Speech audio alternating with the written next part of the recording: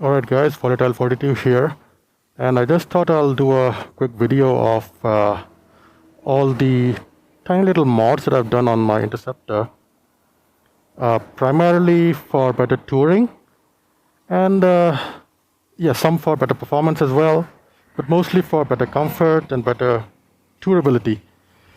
Mostly it's stock. If you have been following my videos over time, you would know most of what I'm going to be talking about anyway. So let's start with the original Royal Enfield parts that I got. I got the fork gaiters, the crash guard, the small one, not the bigger one. I know this does not provide much protection, especially to your handlebars, but I think at least it will protect your tank and your engine. So I don't really plan on doing a lot of off-roads or anything where chances of falling down are much higher. So if in case it does fall, it will give me some protection. So I think that's good enough for me. What else do I have from Royal Enfield? I think that's all pretty much. Oh yeah, the sump guard also, as you can see there. That thing. So all of these Royal Enfield parts I got from the showroom itself when I got the bike. So I haven't ridden the bike without these parts. The fork gaiters, yeah, they look good, but also they give you some protection to the forks.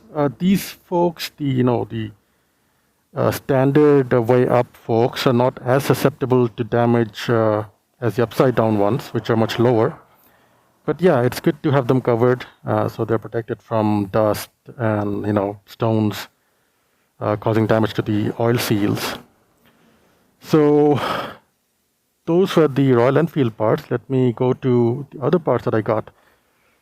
First thing is the handlebar risers, as you can see there. These are the ones from HDT Customs. They're pretty inexpensive, but they're really good. They don't just make the handlebars go higher, they also make them come back a little, as you can see. Pretty easy to mount. So yeah, I really like them. I mean, I would have ideally liked the handlebars to be a little higher still, because I'm still kind of used to my Harley Sportster, which, where the handlebars were almost at my chest level.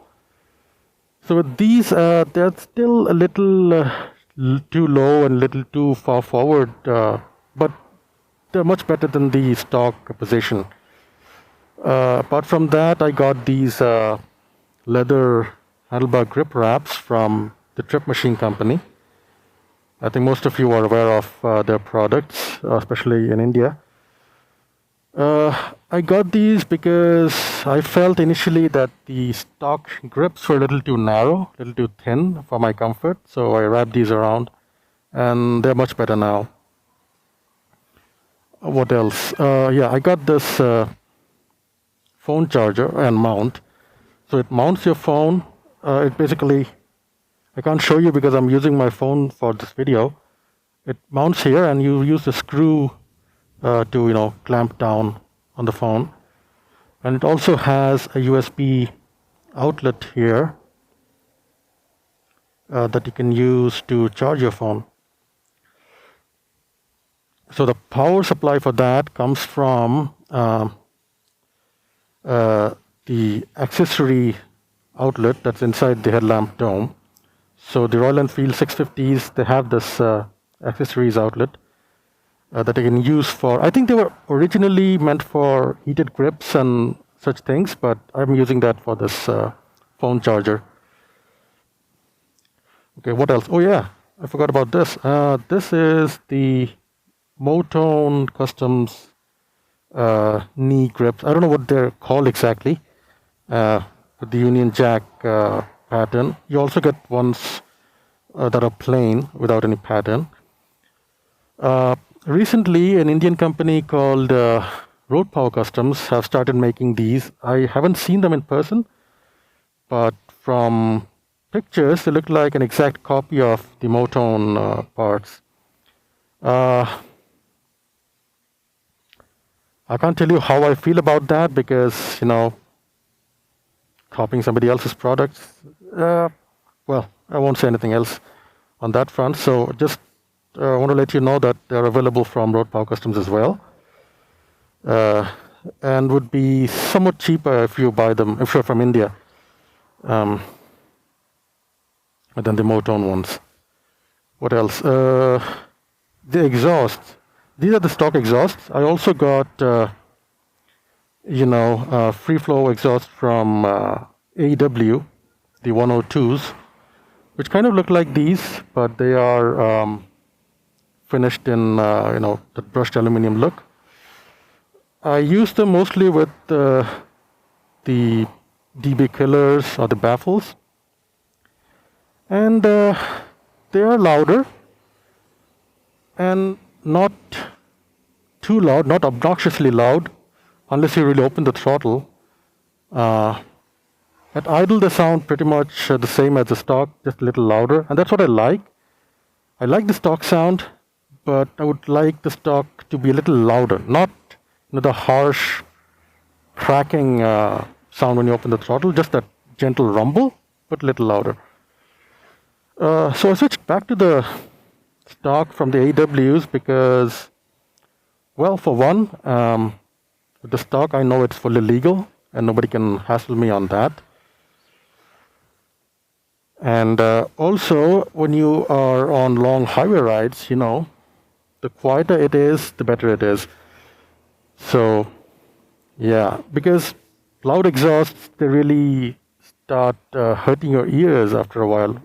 And when you're riding for hours and hours at high speeds on the highway, they can really tire you. And in the long run, they can cause hearing damage too, hearing loss. So that's stock now, but I have used aftermarket AEW products as well. Okay, next we have the Zana saddle stays or saddlebag supports. These are also pretty cheap, but I got these because on my last trip to northern Karnataka and Goa, I mounted my GV saddlebags, the soft luggage, on these, and they really did help, keep the bags in position and not sag and not touch the exhaust. So pretty cheap. I don't like using the word cheap. I would say inexpensive add-on. Quality isn't great, but for the price, it's good enough, I would say. Okay, next big thing is the Hepco Becker Journey Series TC50 top box. It's a 48 liter. If you want to see this in more detail, I suggest you check this video in the link on top. That video shows this in complete detail and how it's removed and how it's mounted and so on. This thing mounts on this rack, which is also from Hepco Becker. The rack is specific to the Royal Enfield 650s, but once you have this rack, you can mount any Hepco Becker top box on it, any size, and big or small, plastic, metal, they all mount onto the same rack. And likewise, if you have another Hepco Becker rack on any other motorcycle, any of these top boxes can mount onto that. So that's how the system works. So what else have I got? I think that's pretty much all. Oh yeah, I also have a Powertronic, which is inside this right now. I have made a detailed video on the installation of the Powertronic, so if you're interested, you can see that video, again, top right corner. Check out the link there. The Powertronic is mainly for performance, and I also have this map switch up there, so that lets you switch between the two preloaded maps.